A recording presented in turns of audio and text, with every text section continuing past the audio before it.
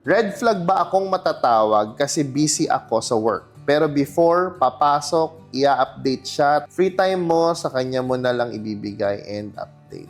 Ang akin kasi, pag sinabi mong busy sa work, hindi naman yan forever. Well, it may take years kasi dadating yung relationship na nandun kayo sa grinding period. Huwag naman nyo hatakin yung isa't isa. Diba? Or at least, if yung isa may career, huwag mo naman yung tipong, yung masyado kang magiging dramatic na wala kang time for me. Eh, nag-grind nga eh. Maybe that's for you. Diba? That's for your future. Diba? And sometimes, it feels much better if you try to support your partner.